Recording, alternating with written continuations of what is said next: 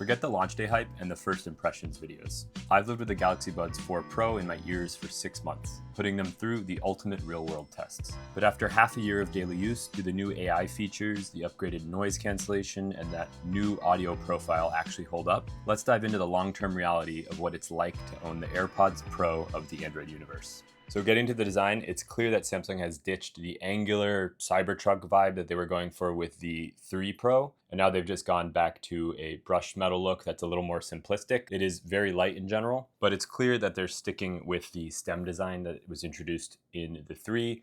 Before with the 2s, they had more of like an earplug style to them. The stem design has a microphone at the tip here, which is better for picking up your voice in general, so good for calls and things like that.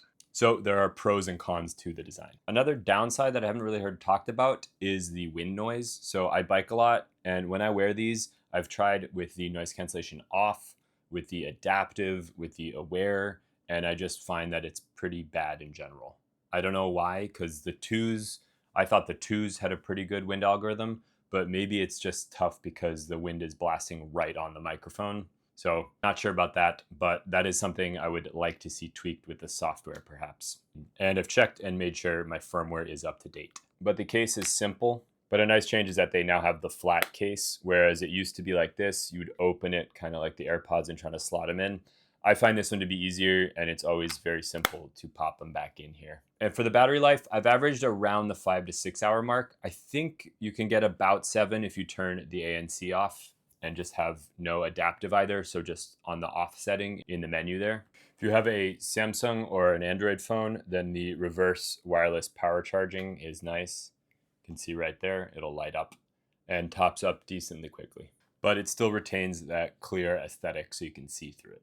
There are other tips you can put on that have passive noise isolation too, if you want even better active noise canceling.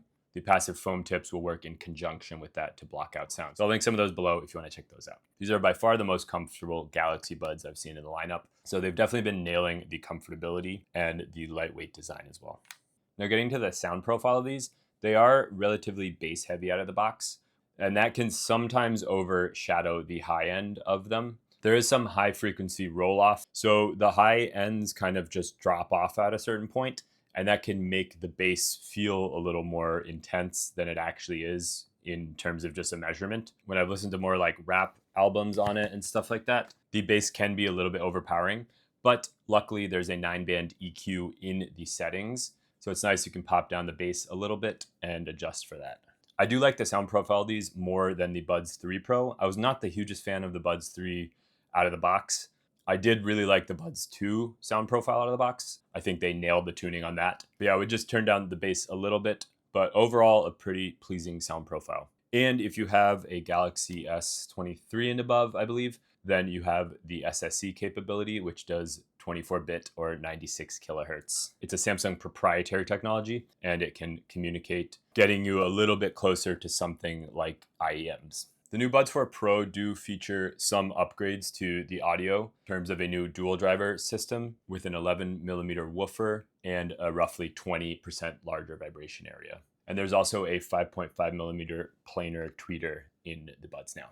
There are also preset EQ options you can choose in the software if you don't know exactly how to tweak around with the EQ settings. So I'd recommend playing with those too. Now that we've talked about the sound a little bit, getting into some of the performance like the ANC, the waterproofing, and the connectivity. In general, I do think the ANC has improved a lot since the Buds 3 Pro, and as you can see the charts here do kind of verify that. The 3 Pros had pretty bad ANC in general. It was a departure from the good ANC of the 2s. These have 3 decibels more ANC than the 3 Pros did.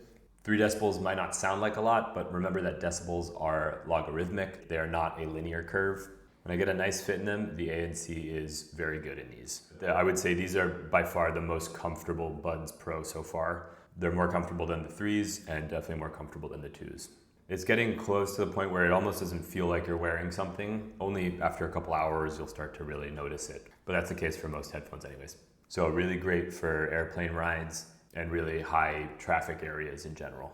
And they do have the adaptive ANC 2.0 now. So the adaptive ANC 1 came out in the Buds 3 Pro, and now the 2 came out with these. So there's like a siren detect feature that will allow you to hear sirens if they happen, instead of just blocking out all the noise. But the ambient mode I do think sounds more natural than the 3s a little bit. And this is a very subjective measurement, but having used the 3s for a couple years and the 2s, the transparency on the 2s was pretty bad. The 3s was pretty good, but this is definitely a noticeable improvement in transparency. These do have an IP57 rating, so you can keep them down at a meter for 30 minutes. I wouldn't recommend doing that, but it's good to know that they have that. So if you're sweating or if it's raining or something, you'll certainly be fine with these. But just note that the case does not have the waterproofing. For connectivity, they did upgrade to Bluetooth 6.1, so a very welcome improvement, and I've actually never had these drop out at all. We'll go into a range test now, and it sounds pretty fantastic for the distance that it goes. I also marked it in Strava, so I can kind of map the Strava activity as well, so we can see the distance and all that.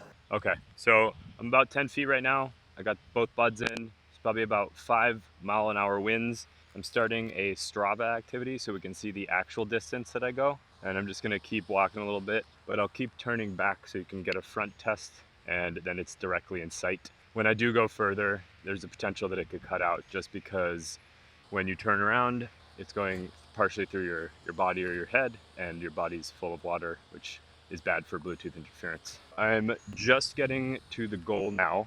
I wanna say this is probably about 100 feet, maybe a little bit more. This is probably now about 200 feet.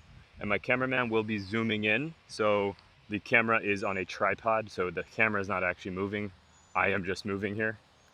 But I still am getting the audio pass through, so I think that means it's still connected. When it disconnects, it will likely turn the audio pass through off. I'm pretty impressed in general with Bluetooth 6.1 for the range. So in most scenarios we're using this, I think it's gonna be rock solid. And like I said, in the past 6 months, I've had no dropouts.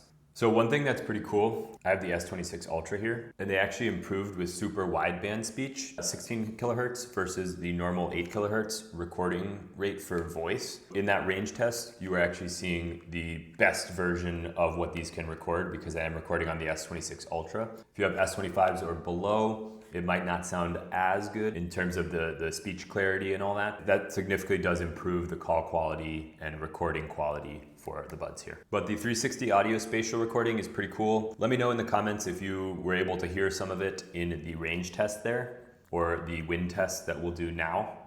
All right, so the recording just started. I can hear the pass-through just came through now. Can you just do a quick audio test over there so we can get the spatiality there? Hi, how are you? Okay, there's probably about 10 to 15 mile an hour winds right now. It is coming from the right side now, and now it's coming from the left side.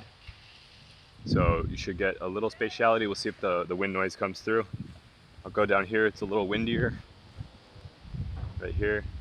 And I'm gonna take this off because it's probably blocking some of the wind. You should just get an example of call quality, or if you're recording on a phone that's compatible with the Galaxy Buds, or even not, you can use the Blackmagic app and control the audio source. So that's just a quick test. There are some new tricks and features that these have. The voice controls, you can do like volume up or stop music, and you don't have a wake word for that. It does seem like the microphones are generally bigger on the outside here too. So I wonder if that has something to do with the improved microphone quality. And then you also have head gestures, so you can shake to accept a call, or you can decline the call by shaking left and right like that. And then there's also like neck stretch reminders you can do, which if your posture's bad, it'll remind you to move around or like fix your posture. The fit test is nice too.